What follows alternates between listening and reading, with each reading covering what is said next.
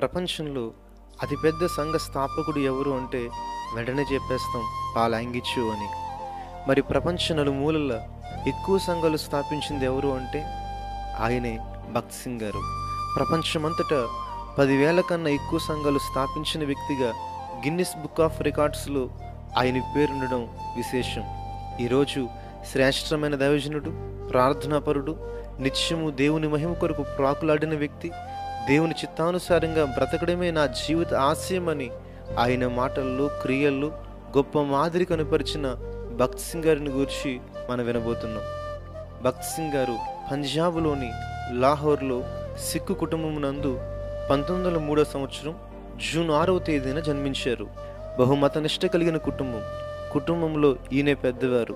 ఈయన high school చదువు ముగిసిన తర్వాత పాస్ అయిన వారందరికీ అనార్కలి బైబుల్ సొసైటీ వారు బైబుల్ గ్రంథాన్ని గిఫ్ట్గా ఇచ్చారు. భగత్ సింగ్ గారికి కూడా బైబుల్ గ్రంథాన్ని గిఫ్ట్గా ఇచ్చారు. నా మత గ్రంథాలే ఎంతో గొప్పవి, వేరే మత గ్రంథం నాకెందుకు అనుకుని బైబిల్లో కాగితాలన్నీ చింపివేసి పైన అట్ట బాగా నచ్చి తెచ్చుకుని ఇంట్లో దాచుకున్నారు. తండ్రి వ్యవసాయదారుడు, భూస్వామి కాబట్టి వ్యవసాయ సంబంధించిన పరికరాలు ఏం కొనాలన్నా విదేశీయుల దగ్గరే కొనాలి. వాళ్ళు చాలా దౌర్జన్యంగా వ్యాపారాలు చేసేవారు.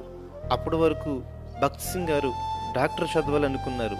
అది చూసిన ఆయన అగ్రికల్చర్ ఇంజనీరింగ్ చేస్తే తండ్రికి సాయంగా ఉండొచ్చు అనుకున్నారు. కొంతకాలానికి ఉన్నత చదువు నిమిత్తం ఇంగ్లాండ్ వెళ్ళాలని, ప్రపంచమంతటా చూడాలనే ఆశతో 1926 సంవత్సరం సెప్టెంబర్ నెలలో ఇంజనీరింగ్ కొరకు లండన్ వెళ్ళారు. అక్కడ కొద్ది కాలానికి సిగరెట్లు, త్రాగుడు వంటి దుర్వ్యసనాలకు లోనై మనసుకు నెమ్మది శాంతి లేనందున సినిమాలు, నాటకాల ద్వారా సంతోషం పొందడానికి వెళ్ళేవారు. అక్కడ ఎటువంటి ప్రయోజనం ఆయనకి దొరకలేదు. సిక్కుమత నిష్ఠలను కూడా విడిచిపెట్టి తల వెంట్రుకలు కత్తిరించుకుని నాస్తికుని వలె మారారు. ఒకనాడు ఆయన స్నేహితులందరూ సెలవు దినాలకు ప్రాక్టికల్స్ కోసం కెనడా వెళ్ళుచుండగా భగత్ సింగ్ గారు కూడా వారితో పాటు ఓడలో ఉన్నారు. ఆ ఓడలో స్నేహితులందరితో పాటు త్రాగుచు లోక సంబంధమైన జీవితంలో కొనసాగుతుండగా అనుకోని రీతిగా ఆయన స్నేహితులతో పాటు ఆ ఓడలో ఉన్న ఆరాధనకు వెళ్ళవలసి వచ్చింది. ఆయనకి ఇష్టం లేకపోయినా వెళ్ళి కూర్చున్నారు. ఆరాధన జరుగుతుంది. అందరూ లేచి నిలబడ్డారు. ఆయన కూడా వారితో పాటు లేచి నిలబడ్డారు. అందరూ కూర్చున్నారు, ఆయన కూర్చున్నారు. దైవజనుడు వాక్యం చెప్తుంటే అందరూ వింటున్నారు, కానీ భగత్ సింగ్ గారు మాత్రం నిద్రపోయారు. వాక్యం అయిన తర్వాత ముగింపు ప్రార్థనలో అందరూ మోకాలు వేస్తే మెలుకు వచ్చి అప్రమత్తంగా మోకాలు వేశారు. మోకాలు వేసినప్పుడు ఏదో ఆయన తాకినట్లుగా అనిపించింది. ఆయన శరీరం వణుకుతుంది. ఆయనకు తెలియకుండానే క్రీస్తు నామాన్ని గట్టిగా ఉచ్చరించారు. జీవము గల యేసు క్రీస్తు ప్రభువా, నీవు సజీవుడువు అని కేకలు వేశారు. మరలా ఆయన ఇంగ్లాండ్ వచ్చిన తర్వాత మందిరానికి వెళ్తుండేవారు.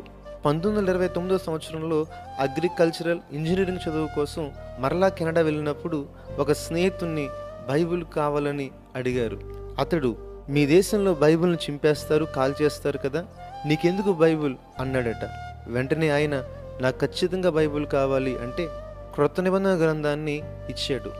బైబిల్ తీసుకుని చదువుతూ ఇలా అనుకున్నారు, బైబిల్ శ్రేష్టమైన మంచి గ్రంథమే, కానీ ఇది నాకు కాదు అనుకున్నారు.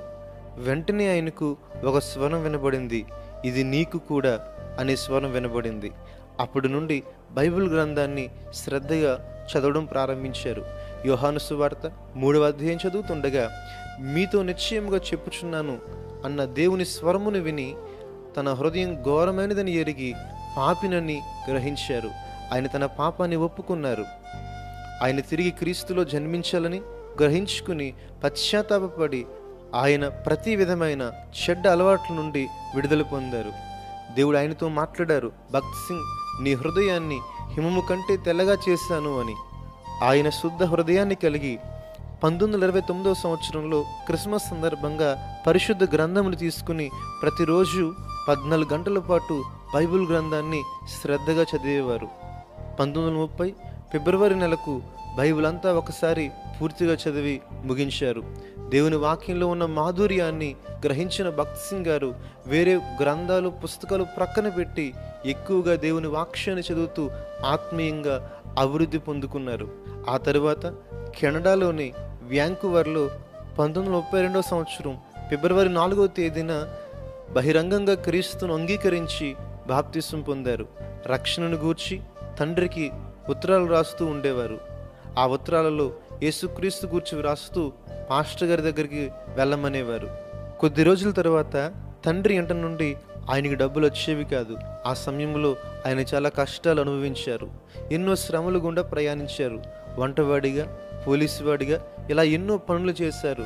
ఆ శ్రమలను గూర్చి ఇలా అనేవారు, ఈ శ్రమలన్నీ నాకు ఎన్నో ఆత్మీయ పాఠాలు నేర్పించాయి అని చెప్పేవారు. మొత్తానికి 7 సంవత్సరాల తర్వాత దేవుని పిలుపు మేరకు సేవ చేయడానికి ఇండియా వచ్చారు. బొంబాయి పోర్టులో భక్త్ సింగ్ గారిని కలిసిన తల్లిదండ్రులు, నీవు బైబిల్ చదువుకో, ప్రార్థన చేసుకో, కానీ నేను క్రైస్తవుడను, క్రీస్తు నమ్ముకున్నాని ఎవరికీ చెప్పకని బ్రతిమలాడారు. భక్త్ సింగ్ గారు ఆ మాటలు విని ఇలా అన్నారు, క్రీస్తే నా ఊపిరి, నేను ఊపిరి పీల్చకుండా బ్రతకగలను, కానీ క్రీస్తు లేకుండా జీవించలేను.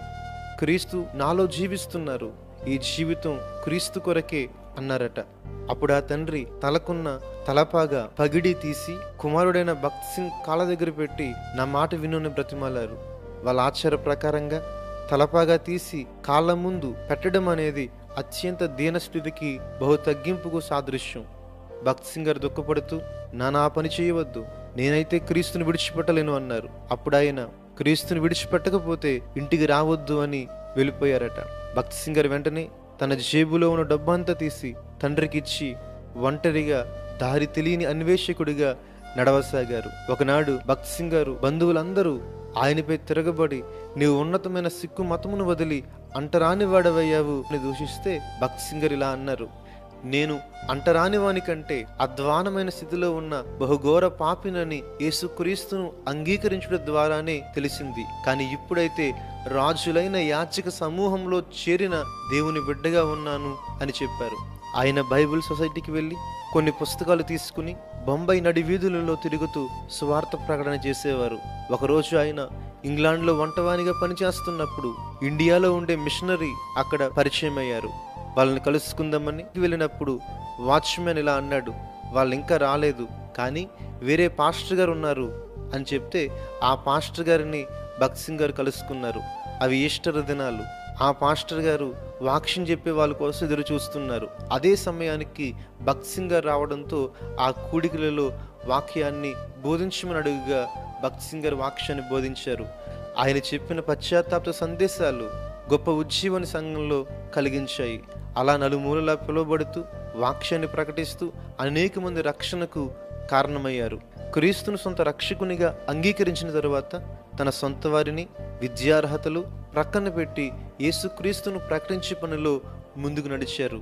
గ్రామాలలో, పల్లెల్లో సువార్త ప్రకటిస్తూ దేవుని సన్నిధిలో దేవుని చిత్తం కొరకు ప్రార్థించినప్పుడు, నీ ఆస్తిపై నీకున్న హక్కులను వదులుకో, నీ అవసరతలు గూర్చి నాతో తప్ప ఎవరికి చెప్పకు, నీ సొంత ఆలోచనలకు చోటివ్వద్దు, ఏ సంస్థలోనూ చేరొద్దు, నేను నడిపిస్తాను అని దేవుని మాట ద్వారా భక్త్ సింగ్ గారు మద్రాసులో, హైదరాబాదులో ఇంకా అనేక స్థలాలలో పరిచర్య ప్రారంభించారు.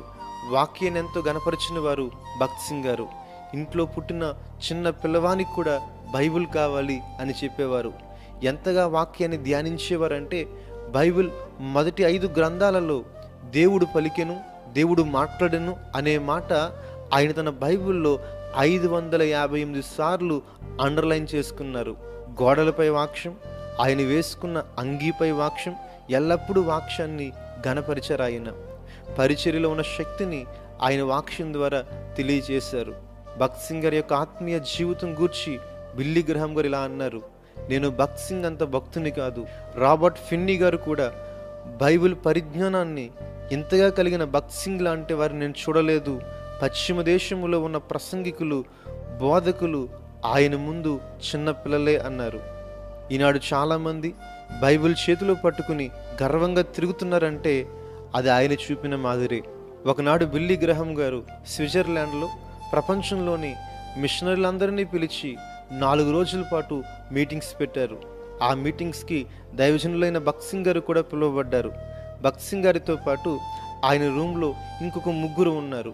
మొదటి రోజు ఆ 3 పడుకునేటప్పుడు భక్త్ సింగ్ గారు ప్రార్థనలో ఉన్నారు. ఉదయం లేచేటప్పుడు కూడా ప్రార్థనలోనే ఉన్నారు. రాత్రంతా ప్రార్థనలో ఉన్నారా లేక పడుకుని లేచారా అని అనుమానం వచ్చింది. రెండవ రోజు చూద్దాం అనుకున్నారు. మరలా రెండవ రోజు కూడా అదే జరిగింది. వేసుకున్న పక్క కూడా చెరగలేదు. మూడవ రోజు కూడా వాళ్ళు వంతులుగా ఆయన చూశారు. భక్త్ సింగ్ గారు 4 రోజుల సభల్లో రాత్రంతా ప్రార్థిస్తూనే ఉన్నారు. వారు అన్నారట, రాత్రంతా మీరు ప్రార్థనలో ఉంటే ఇక ఎప్పుడు విశ్రాంతి తీసుకుంటారు అని అడిగితే ఆయన చెప్పిన మాట ఆశ్చర్యాన్ని కలిగించింది. నా విశ్రాంతి పరలోకంలోనే. ఎక్కువగా ప్రార్థనలు గడిపిన వ్యక్తి అయిన ఒకనాడు డానియల్ స్మిత్ అనే ఒక దైవజనుడు భక్త్ సింగ్ గారి జీవిత ఆధారంగా ఒక పుస్తకం రాసి కొన్ని పుస్తకాలు భక్త్ సింగ్ గారికి పంపగా ఆయన చదివి, ఈ పుస్తకంలో మనుషునికే మహిమ ఉంది కానీ దేవునికి మహిమ లేదు, ఈ పుస్తకాన్ని ప్రింట్ చేయొద్దు, ఇండియాకు పంపొద్దు అన్నారట. ఇది ఆయన తగ్గింపు జీవితానికి దేవుని పట్ల ఆయనకున్న నిశ్చయతను తెలుపుతుంది. కానుకలు డబ్బు విషయంలో సేవకులకు మాదిరి భక్త్ సింగ్ గారు. ఏనాడు ఒకరి దగ్గర ఆశించక, ఏ వ్యక్తిని అడగక దేవుని మీదనే ఆధారపడి ఆయన జీవించారు. అమెరికా దేశపు ఆయన ఇంత మహిమగల పరిచర్య చేశారు. కాలి చెక్కిస్తున్న ఎంత కావాలంటే అంత రాసుకోండి అంటే నా దేవుడు ఈ చెక్కు కన్నా గొప్పవాడని చెప్పి ఆ చెక్కును అక్కడే చింపేశారట. డబ్బు విషయంలో చాలా ఖచ్చితంగా జీవించిన దైవజనుడు ఆయన. ఒక ప్రఖ్యాతిగాంచిన దైవజనుడు ఇలా అన్నారు, నేను చాలామంది దైవ సేవకులను చూశాను. పెద్ద పెద్ద మీటింగ్స్ పెడతారు, పెద్ద పెద్ద సభలు ఏర్పాటు చేస్తారు, ఫండ్స్ కావాలి అంటారు.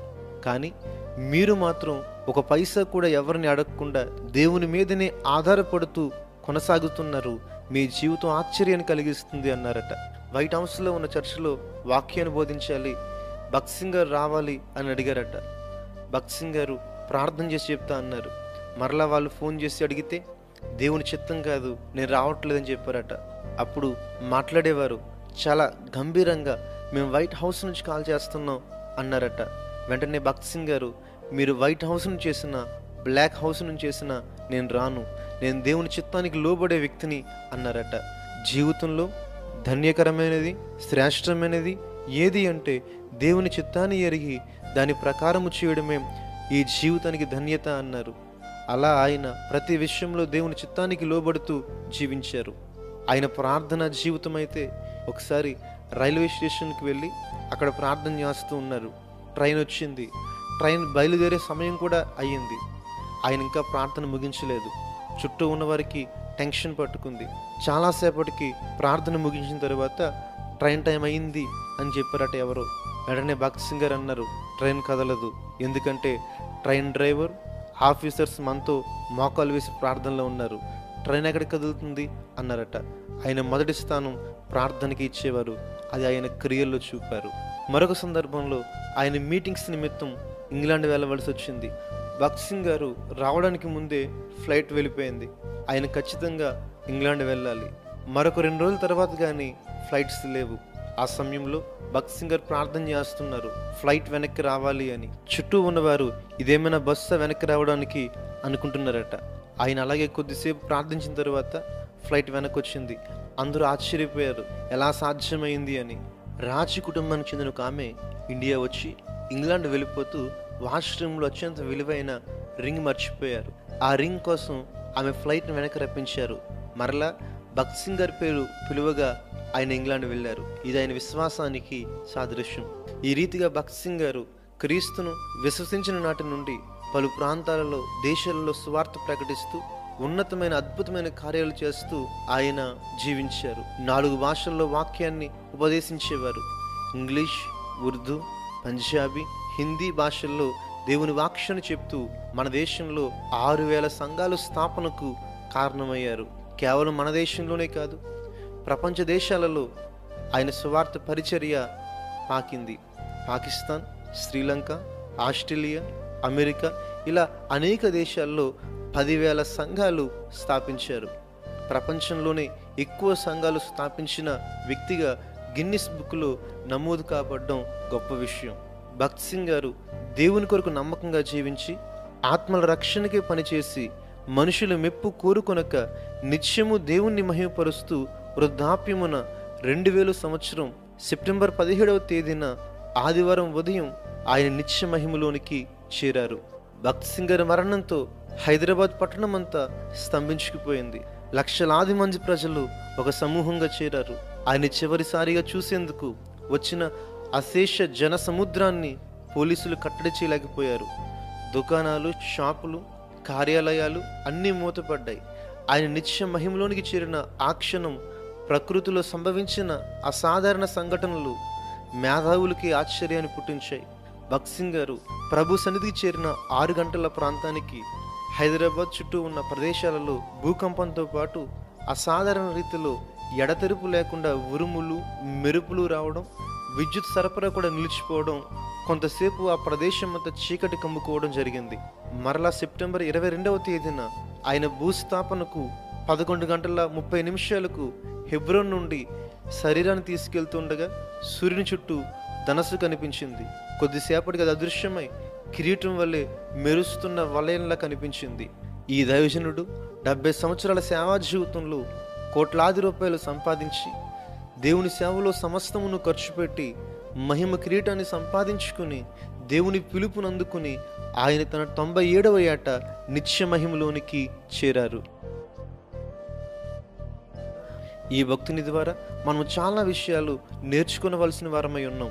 ప్రార్థనలో ఎక్కువ గడిపే జీవితం, విశ్వాసంతో ధైర్యంగా నిలబడడం, నిరీక్షణలో కనిపెట్టి ఎదురు చూడడం, దేవుని మహిమని కోరుకునడం, పిలుపుకు తగ్గ నమ్మకమైన జీవితాన్ని జీవించడం. ఈ భక్తుని జీవితం నేటి సేవకులకు, నేటి సంఘానికి ఎంతో ఆదర్శం.